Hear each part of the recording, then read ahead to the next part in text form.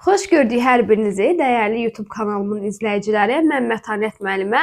Bugün sizlərə kurikulumdan birinci və ikinci dərsin izahını yeni çərçivə sənədinə uyğun olaraq təqdim edəcəm. Nəzərinizə çatdırım ki, bu videodan ancaq müəllimlərin sertifikatlaşma imtahanına hazırlaşan müəllim namizədlər istifadə edə bilər. Nə üçün? Çünki bu mövzular MİQ sənədində, MİQ-in çərçivə sənədində yer almır. Təbii ki, məlumat məqsədli baxıb öyrənə bilərsiniz, amma daha çox sertifikatlaşma üçün nəzərdə tutulub. Bu arada yeni kurikulum qruplarımıza qeydiyyat davam edir. Əgər qeydiyyatdan keçmək istəsəniz, məlumat əldə etmək istəsəniz, ekranda qeyd olunan nömrəyə yazaraq məlumat ala bilərsiniz. Kurikulum nədir? Müəllimlər, yadda saxlayırıq ki, kurikulum bir təhsil proqramıdır. Nə proqramı oldu? Təhsil proqramı. Bəs yaxşı, kurikuluma bir əgər tərif versək, onun tərkibini soruşsaq, gəlin görək nələrdən ibarətdir. Kurikulum təhsilin məzmunu, təşkili, qiymətləndirilməsi ilə bağlı bütün məsələləri özündə əks etdirən konseptual sənəddir. Konseptual sözünün mənası nə oldu? Yenilikçi. Deməli, kurikulum məzmun, təşkil, qiymətləndirməni özündə əks etdirən konseptual sənəddir. Məzmun deyəndə mən nə başa düşürəm? Məzmun, yəni mən şagirdə nə keçəcəm? Elə bir növ kitabın mündəricatı göz önündə canlandırın. Yəni mən mündəricata baxanda bilirəm ki, bu kitabın tərkibində nə ilə tanış olacaq? Məzmun. Şagirdə nə keçəcəm? İkinci, təşkil. Dərsi necə quracam? Necə təşkil edəcəm? Təşkil. Necə keçəcəm? Təşkil adətən təlim strategiyaları, üsullar, iş formalarından hansından hansı dərsdə necə istifadə edəcəm? Yəni dərsi necə quracam, necə keçəcəm? Təşkildə söhbət açırıq. Və sonda qiymətləndirmə, şagirdi necə qiymətləndirəcəm? Qiymətləndirmənin də hansı növləri var? Məktəb daxili qiymətləndirmə, beynəlxalq qiymətləndirmə və milli qiymətləndirmə. İndi biz daha çox qiymətləndirmə üçün əgər məktəb daxili qiymətləndirmədən istifadə edirik, bunlar da hansı növlərdən ibarətdir? Diaqnostik, formativ və summativ. Daha geniş şəkildə siz qiymətləndirmə mövzusunda tanış olacaqsınız. Gündəlik olaraq istifadə ediriksə bu formativ qiymətləndirmədir. Bəslərin, bölmələrin, yarım ilin, yeni tədris ilinə başlayanda, yeni yarım ilə başlayanda istifadə edəcəyimiz qiymətləndirmə diaqnostik qiymətləndirmədir. Və bölmələrin yekununda rəsmi olaraq istifadə etdiyimiz qiymətləndirmə summativ qiymətləndirmədir. Bəs yaxşı, deməli sizdən sual olaraq soruşulsa, kurikulumun tərkibində nə var? Məzmun, təşkil, qiymətləndirmə. Məzmun nə keçəcəm? Təşkil necə keçəcəm? Qiymətləndirmə necə qiymətləndirəcəm? Sonra növbəti terminimiz təhsil anlayışıdır. Təhsil ölkənin iqtisadi və davamlı artımını inkişaf etdirən əsas faktordur. Təhsil harda həyata keçirilir? Tədris müəssisələrində bəzən deyirlər ki, məktəblərdə, amma ancaq məktəbdə mi keçirilir təhsil? Xeyr, tədris müəssisələrində universitet, kollec, kurs, məktəb və s. və s. yadda saxlayırıq. Deməli, kurikulum nə oldu? Təhsil proqramı. Kurikulum necə sənəddir? Yenilikçi sənəd. Bu belə. İndi keçirəm ikinci hissəyə. İkinci hissədə təhsil ictimaiyyəti bəzi fundamental suallara cavab axtarır. Gələn bu fundamental suallara baxaq. Deməli, kurikulumda hansı bilik, hansı bacarıq, hansı dəyər və səriştələr öz əksini tapmalıdır? Deməli, hansı bilik, hansı bacarıq, hansı dəyər və hansı səriştələr öz əksini tapmalıdır? Birinci cavab axtardıqları sual bu olub. İkinci, bu bilik, bacarıq, dəyər, səriştələrin gənclərə hansı faydası olacaq? Yəni, mən əlavə eləmişəm bilik, bacarıq, kompetensiya, səriştə. Bunun gəncə, şagirdə nə kimi faydası olacaq? Üçüncü, öyrənmə prosesini necə qurum ki, daha maraqlı olsun? Yəni, şagirdin diqqətini cəlb edə bilim. Necə eləyim şagird yönümlü olsun? Və dördüncü, qiymətləndirməni necə effektiv və necə məhsullar eləyə bilərik? Yəni, yalandan yox, necə effektiv olsun, necə də edək ki, bütün şagirdlərimiz uyğun olan məqsədə çatsın. Düzdürmü?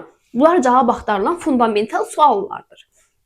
Sonra, müəllimlər, ümumiyyətlə, mən məsləhət görmürəm sizi kurikulumu əzbərləmək.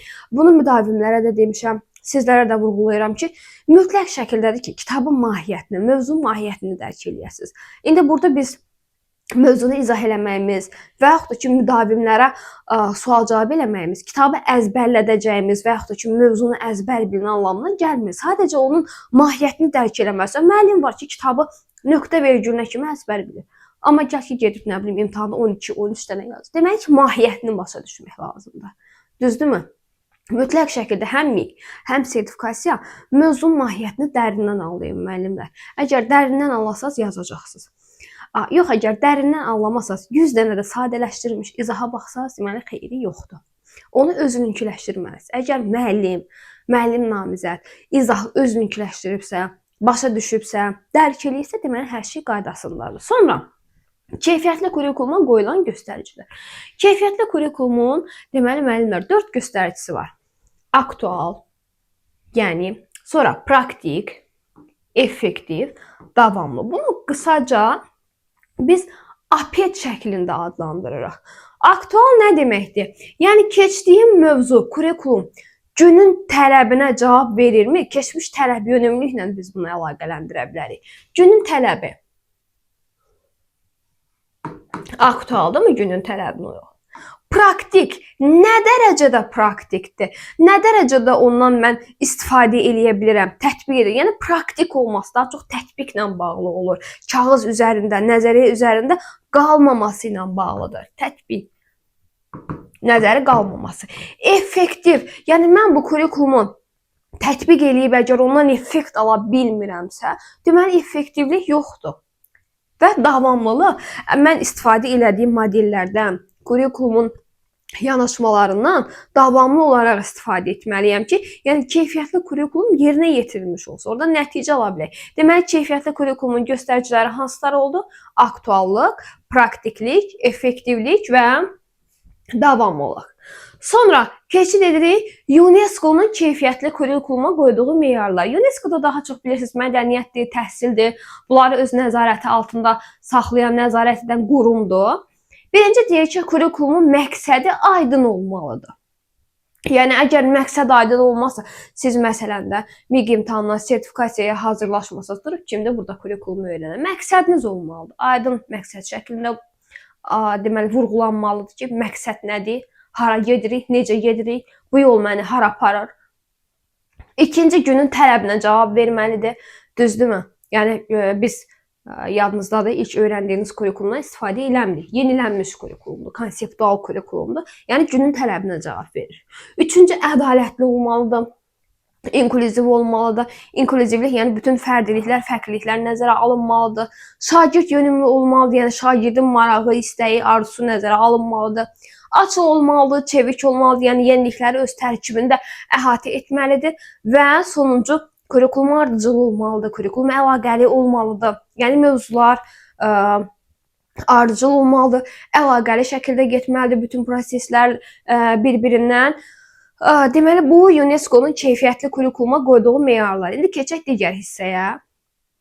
Növbəti bəhs edirik ümumi təlim nəticələrindən. Ümumi təlim nəticələri mənimsənilməsi nəzərdə tutulan və əvvəlcədən müəyyənləşdirilən təlim nailiyyətlərinin konkret bir səviyyəsidir. Deməli, əvvəlcədən müəyyənləşdirilən konkret bir səviyyədir. Ümumi təlim nəticələri ilə, məsələn, ümumi təlim nəticələri aşağıdakı hissələr üzrə şagirdlərin əldə edəcəyi bilik, bacarıqların əhatə dairəsidir. Yəni, ümumi təlim nəticələri əhatə dairəsidir.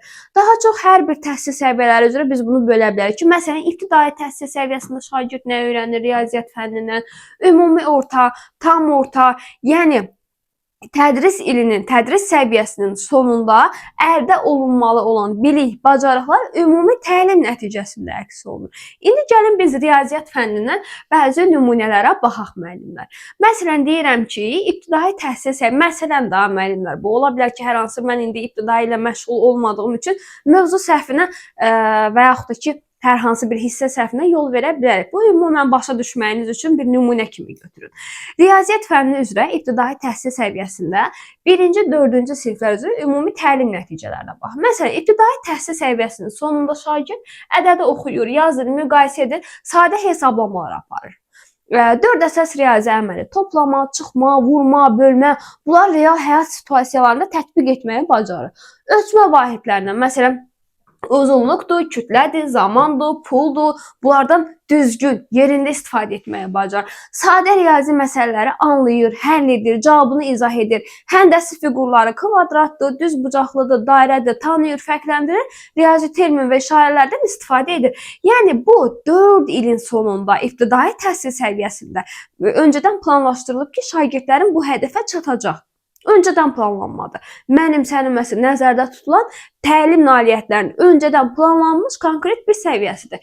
İbtidaidə də bunlar planlanır. Yəni şagird ədədi oxuyur, yazır, müqayisə edir, hesablama aparır, riyazi əməlləri tanıyır, məsələ misallar üzərində işdən söhbət gedir, ölçü vahidlərini tətbiq edir və yaxud da ki, həndəsi fiqurlar.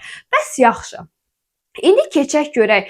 Bunlar biraz yuxarı doğru. Orta təhsil, ümumi orta təhsil səviyyəsi, yəni 5-9-cu sinifdə riyaziyyat fənnindən şagirdlərə qoyulan ümumi təlim nəticələri hansıdır? Deyir ki, ümumi orta təhsil səviyyəsinin sonunda şagird, məsələn, natural, tam, rasional ədədlərlə əməliyyatlar aparır və nəticəni əsaslandırır.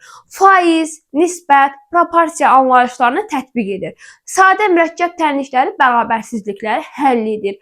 Riyazi ifadələri sadələşdirir, çevirmə aparır.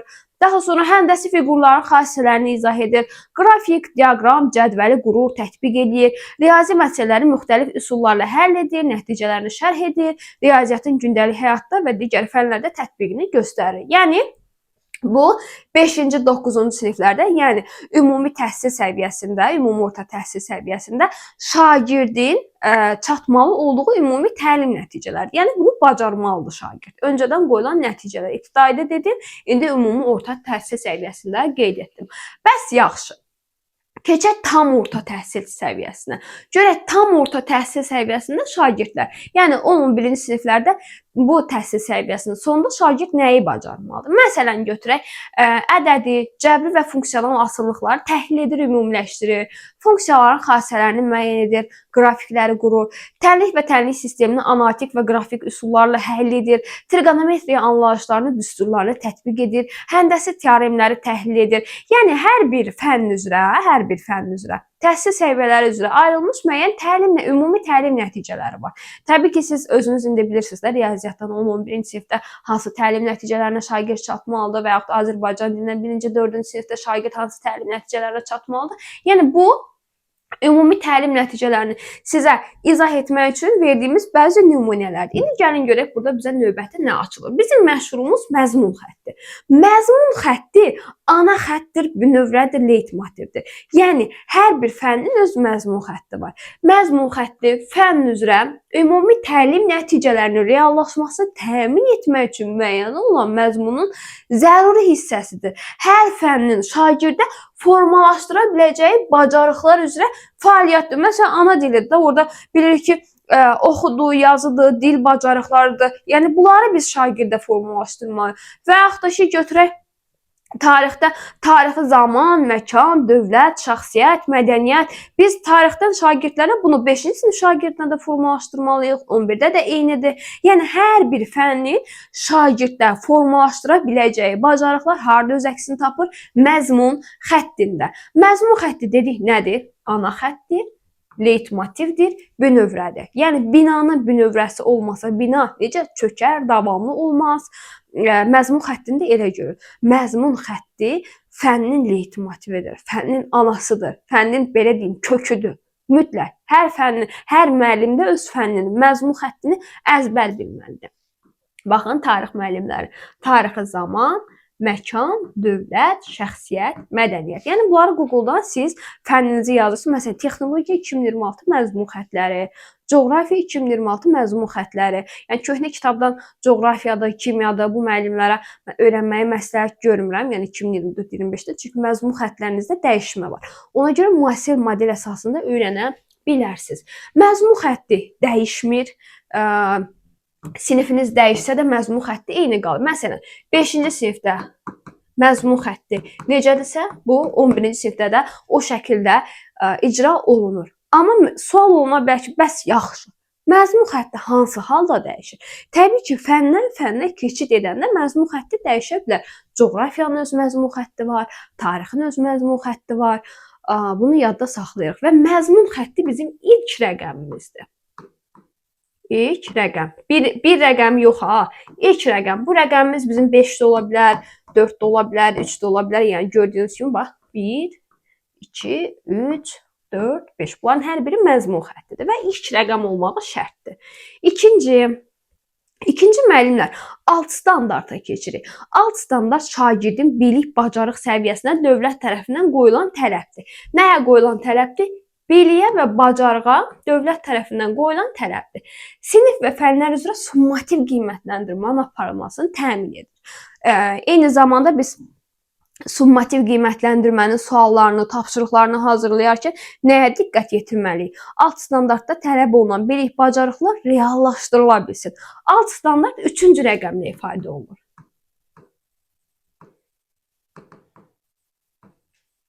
Yadda saxlayırıq.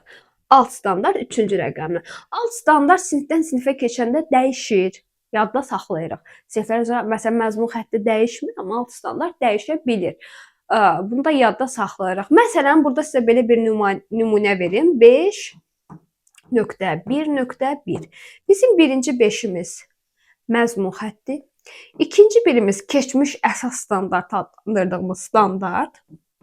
Üçüncü birimiz alt standartdır. Yadda saxlayırıq. Bax, bu 5 nə oldu? Məzmun xətti. Və yaxud da ki, bu şəkildə verək. Bir dənə də yazıram. 4, 1.1. Birinci 4 məzmun xətti. İkinci bizim standartımız. Üçüncü də alt standart adlanır. Ümumi mövzunun məğzi bundan ibarətdir müəllimlər. İzaha baxırsınız. Əgər hər hansı bir sualınız yaranarsa, təbii ki, şərh bölümündə yazaraq cavab ala bilərsiniz.